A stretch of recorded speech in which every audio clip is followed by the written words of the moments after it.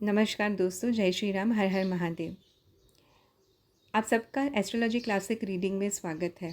अक्षय तृतीया के शुभ दिन से अपने सबसे पहले ज्योतिष के गुरु स्वर्गीय श्रीमती जयश्री शुक्ला के ब्लेसिंग से ये चैनल शुरू करने का ऑब्जेक्टिव ये है कि हम एस्ट्रोलॉजी ज्योतिष ग्रंथ जो है, एस्ट्रोलॉजी क्लासिक बुक्स जो है, उनकी रीडिंग जो है वो हम साथ में मिलकर करें और इस ग्रंथ के अनुसार जो भी हम पढ़ रहे हैं उसकी एक इंटरप्रिटेशन, एक इंसाइट हम उससे ड्रॉ करें।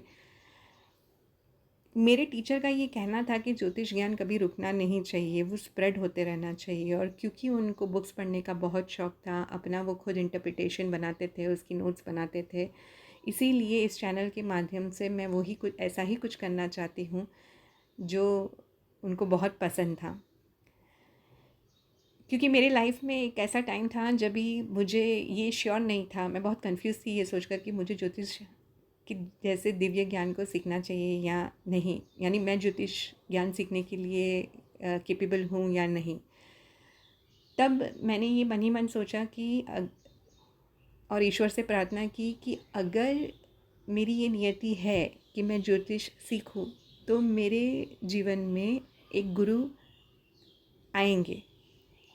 और ऐसा ही हुआ, जैसे कि ईश्वर ने मेरी प्रार्थना सुन ली हो। मेरी मुलाकात मेरे टीचर जयश्री शुक्ला से हुई। उन्होंने मुझे गणित, एस्ट्रोलॉजी में, ज्योतिष में सबसे पहले गणित सिखाया। कुंडली कैसे बनाते हैं, दशाएं कैसे निकालते हैं और वर्ग कुंडली कैसे निकालते हैं। बहुत सारे गणित सिखाने के बाद जब हम प्रेडिक्टिव एस्ट्रोलॉजी पर आए तो उन्होंने मुझे सबसे पहली जो किताब दी थी वो लघु पराशरी थी। छोटी सी ये किताब थी, वो गुजराती ट्रांसलेशन था लघु पराशरी बुक का, लेकिन वो बहुत मेरे को हेल्पफुल रही मेरी जर्नी स्टार्ट करने के लिए, क्योंकि बृहद पराशर होरा शास्त्र जो है वो काफ़ी बड़ा ग्रंथ है। और लघु पराशरी मानो जैसे जैसे गीता है। गीता कैसे है? जैसे सारे वेद और उपनिषद का सार है। अगर गीता समझ में आ गई, अगर गीता पढ़ ली, अगर गीता जी ली, तो हमने सारे वेद जो है वो एब्जॉर्ब कर लिए, सारे उपनिषद हमने समझ लिए, ऐसा कहा जाता है। उसी प्रकार लघु पराशरी जो है वो ज्योतिष के सारे ग्रंथों में एक गीता के समान है। छोटी सी ये किताब इतनी रहस्यमयी है कि जब भी पढ़ते हैं इसे तो कुछ नया ज्योतिष का रहस्य खुलकर आता है। तो आइए शुरू करते हैं आज से लघु पराशरी ज्योतिष के इस ग्रंथ को पढ़ना। ये ग्रंथ जो है वो स्वर्गीय पंडित श्री सीताराम झा के द्वारा रचित है और इसके ग्रंथ पूरा का पूरा बृहद पराशर होरा शास्त्र के अनुसार लिखा गया है। तो इसके पहले श्लोक में जो है वो सरस्वती माता के ध्यान को लेकर है। तो आइए हम भी शुरू करते हैं माता सरस्वती और ज्योतिष के सभी ऋषि मुनियों और हमारे सारे ज्योतिष के गुरु और मेरे गुरु श्री जयश्री शुक्ला के को ध्यान में धरते हुए इस ग्रंथ को पढ़ना शुरू करते हैं। इसके सेकंड श्लोक में जो है ये बताया गया है कि ये पूरा का पूरा ग्रंथ, इसके सारे सूत्र जो है वो बृहद पराशर होरा शास्त्र के अनुसार लिखे गए हैं। और ये ग्रंथ शुरू होता है इसके तीसरे श्लोक से, जहाँ पे दशाओं के बारे में बताया गया है। जब मैं इसे पहली बार पढ़ रही थी तो मुझे ऐसे लगा, मैंने इस पार्ट को पूरा का पूरा स्किप कर दिया था। ओह, दशा है, ये तो हम बाद में देखेंगे, पहले मुझे देखना है ग्रहों के बारे में, ग्रह मैत्री के बारे में। क्योंकि हमें जो है, जब हम नया सीखते हैं तो हमको ऐसा लगता है कि कैसे इसको एनालाइज करना चाहिए।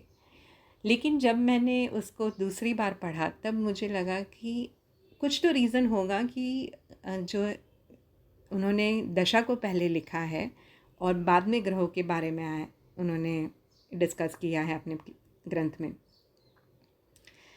बहुत सोचने पर मुझे ऐसे लगा कि ज्योतिष, और इतने समय ज्योतिष में रहने के बाद मुझे लगा कि इसका ये कारण हो सकता है कि ये पूरा समय का खेल है और इसीलिए समय को समझना बहुत इम्पॉर्टेंट है।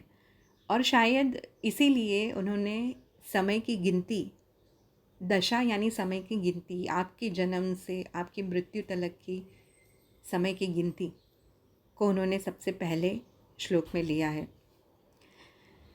तो तीसरे श्लोक से शुरू होता है दशा को गिनना। आज अब हम जब दशा गिनते हैं तो केतु से शुरू होती है सारी दशा। तो केतु के बाद जो है, जो डिफ़ॉल्ट कुंडली होती है, जो बाय डिफ़ॉल्ट कुंडली होती है, कॉस्मिक पर्सन की जो कुंडली है, कॉस्मिक मैन की जो कुंडली है, उसकी कुंडली में पहली दशा जो है केतु की होती है। हम सबकी कुंडली में पहली दशा जो है वो हमारे जन्म के अनुसार होगी, पर काल पुरुष की कुंडली, कॉस्मिक मैन यानी काल पुरुष की कुंडली में पहली दशा केतु से हम आज कंसिडर करते हैं।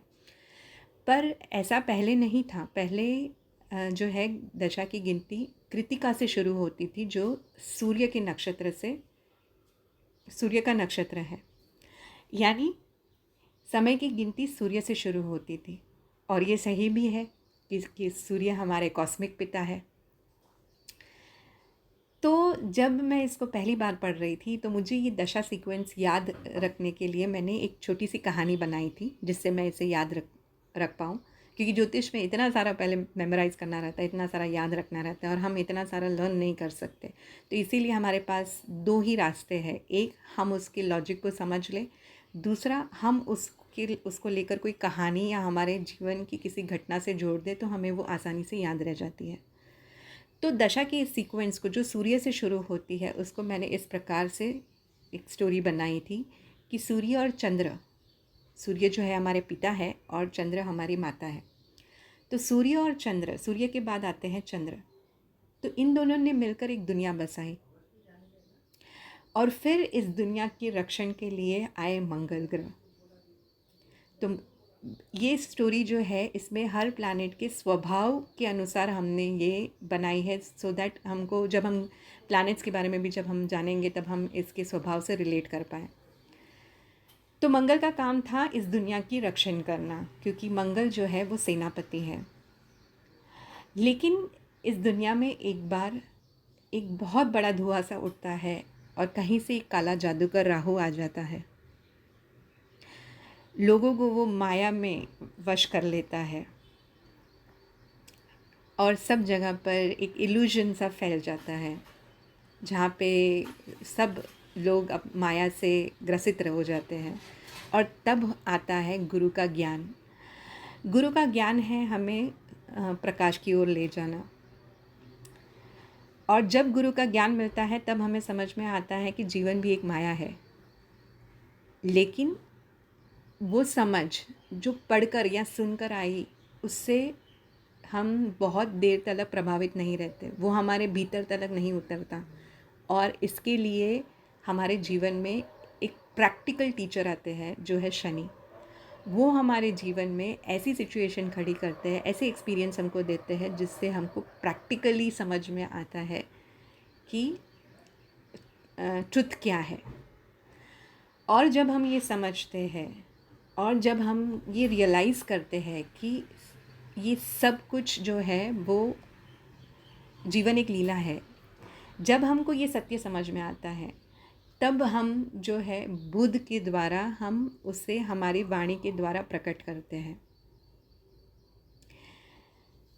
वाणी के द्वारा जब हम प्रकट करते हैं तब हमें ऐसा लगता है कि हमने हमारा कार्य पूरा किया। और तब आता है केतु का रोल।